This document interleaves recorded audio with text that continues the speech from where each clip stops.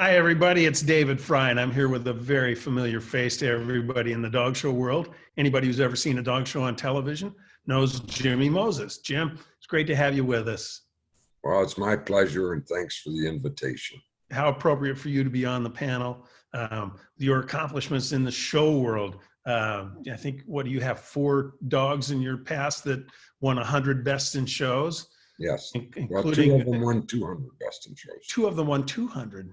Who, 200 Mystique and yeah, in Manhattan. Well, I loved Hatter. Was it 86 or 87 that he was best in show? Yeah. 87, he was best in show at Westminster. And Lou Oslander put him up, as I recall. And a great win. He was always my favorite show dog until Uno came along 20 years later. And so I let him share that place in my heart with Uno, but he was great fun. People ask me who my favorite winner was at Westminster through the years, and I always said Hatter. But you know what people don't know is you also handled the top winning border collie in history. Right. Well, quite a few of those, several of those records have been broken now, and that's what it's all about. Actually, my ex-assistant broke the border collie record. Wow. And, a beautiful Australian Shepherd bitch that I believe I gave 2 of her best in shows to her that broke my Australian Shepherd record. Oh, very nice. Yeah. And how unselfish of you to help him break that record. Yeah. So, well, that's great. I mean, you are a handling machine that I always enjoyed watching in the ring. Seeing you and Gene Blake going side by side in the ring often, that was great fun. But I think it's an honor to have you on our panel for the International Heart Classic virtual dog show. We're making history here. It's the first one. Well, it's going to be fun. Yeah, thanks to the American Heart Association for helping us bring it to reality. And we got great causes going on with the AHA and also with the Canine Health Foundation. So thanks to Canine Chronicle for helping promote the event, and to Purina for providing some of the prizes. So we think it'll be fun. It's going to be fun. It's going to be fun for you. I don't mean to presume that it is. I know you judge a lot, but and you've done a few of these things virtually, but how are you going to approach this one? Well, it's going to be fun. Unfortunately, on video, it's not quite as easy. There's things that if you were judging them, in person, you could go look at from a different angle. So I've judged a few of these now on video, and a lot depends on the video too. We all do our best regardless, and I'm looking forward to it.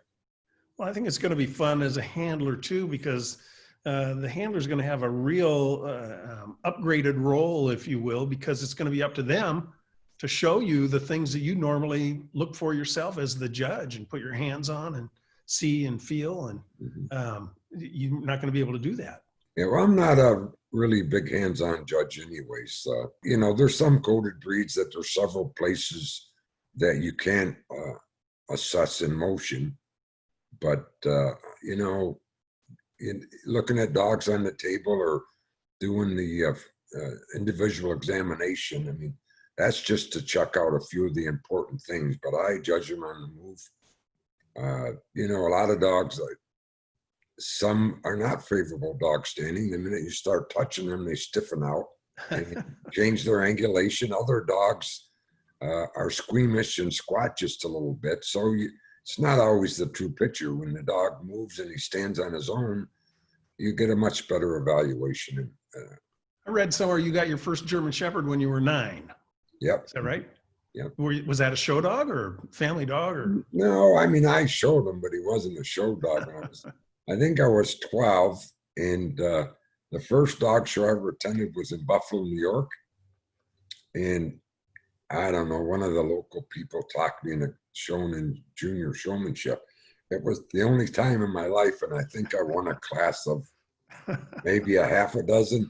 And my friends were always older, and I had a couple of them, and their older brothers drove us there, and I won one of those great big humongous suckers for a prize. 40, 50 years after that, whenever I'd see any of my old school time friends, they'd ask me if I'd been winning any suckers lately. That was the one and only time I ever showed them juniors in my life. I'd like to point out that's not a live puppy at your over your shoulder, No, by the way. I just saw you take a look up there. that's one thing I do. I do take a tremendous amount of time with new people. Yeah, that's Sometimes great. some of these guys that are getting paid serious money do stupid things that does frustrate you. But new people, you know, it means so much to them if you can give them a little hint or a tip that helps them. And I do get a lot of appreciation shown to me for that. So that makes me feel good. I think that's great. Well, I feel good every time I've seen you at dog shows and see you working and just hanging out. Yeah. You're great fun to be around, but I also like being able to take advantage of your knowledge and find something witty for me to say on dog shows on television. So hope you can, you know, make some comments on some of these dogs that you see and have a good time. You're doing puppies. Yeah. You're doing the puppy group, the Puppy Best in Show. Yeah. I think that's perfect assignment. You know, that's the really fun thing. And thankfully, I brought a fair number of 14 dogs, different breeds. Yeah. And that's the hardest thing when you judge puppies, because different breeds, you can be more forgivable of different anatomical problems. As in puppies, it's different in a lot of different breeds. Huh. So, I mean, that's the most difficult thing. Even now, I judge almost, I'll be finishing up later this fall on my sixth group. And the only time, well, I always question every decision I make. Well, not everyone, but quite a few of them after every show, the close ones, I mean. Yeah. And you keep asking yourself, did I do it right? But the one time, if you haven't bred that breed and you have a very promising puppy, but he could maybe be a little better here or a little better there, but a lot of things, not anatomically as much, but with muscle and ligamentation. I mean, if a puppy has a straight column of bones moving and he stands a little off in front of, that's all forgivable. It's obvious if the standard calls for a straight column of bones and the youngster looks like a violin case with his front legs looking at you. Well, you realize that's a serious problem. If a puppy is too light or too tight in ligamentation and over muscled as a youngster, they don't have much room to grow into. So, you know, every breed in the herding group, a lot of those different breeds, you forgive different puppy faults differently in each breed. And the more you talk to exhibitors and the longer you judge, you get to learn where to place your emphasis. This is great. You're being a great example of the very thing I just said about being able to have time with you at dog shows and talk dogs and talk about shows. And nobody's done it better than you, Jimmy. Well, I've been blessed to have some wonderful dogs entrusted to me. And, you know, I always prided on that I love dogs. And I never had a special that within a couple of days, they couldn't live without me. And that's why I was able to get so much out of them. You can't force any dog to do something that you want in a dog show ring, because if you force them to do that, then they look like it and they're not having fun. One of my old mentors by the name of Joe Bahari, he escaped from Hungary into this country during the Second World War with the German Shepherd, escaped with him. And whenever I would have a problem to get a dog to do something that I wanted them to do, he would get mad at me and say, "Who's smarter, you or that damn dog?" So, well, what it did, it would force me to lay in bed at night and think, how could I trick this dog into doing what I wanted him to do? And, you know, that's a big factor. And the one thing I can't stand as a judge is seeing some of these people choking a poor dog to death trying to hold their head up. You're never going to have that dog look good when you do that. I mean, there's ways to trick them into carrying their head slightly higher and what have you, you know. And that's what makes the show dog. They have to be happy to be there. And even though as a judge, you want to judge them as breeding stock, character and personality are a certain part of that. And so in all the breeds, they need to have the personality for what that breed was bred for. And if they don't want to be there to begin with, you know, you make a beautiful dog not look quite so good.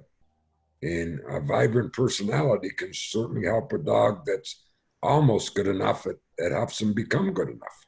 You know, this virtual dog show is going to be a great thing, but you're showing the world what they miss by not showing a dog to you in the ring at a dog show. Once we get everything squared away and we're back in the ring, I hope people come and find you with a dog, whether they're going to win or not, but just to be able to have some time with you and talk to you in the ring, out of the ring, ringside, in the lunchroom, wherever, and have the benefit of your knowledge and your enthusiasm for the dogs and for the sport and for everything we do every day. We could talk forever, Jim. I feel like I'd like to come to your family room, light the fire, and sit down and talk dogs. Have a good time. Yeah, it would be great. And I'm looking forward to having you on our panel. I think you're the perfect kind of person we want to have on the panel. We have breed experts and handlers that are specialized in certain breeds and judges who are going to bring a lot to this, and you're right at the top of that list with me, Jim. Thank you much. I appreciate it. All right. Thanks for being with us today, and we'll look forward to you stay healthy, and I'm looking seeing forward you. to seeing you. All right. Be well, Jim. Talk soon. Thank you. Bye-bye. Bye-bye.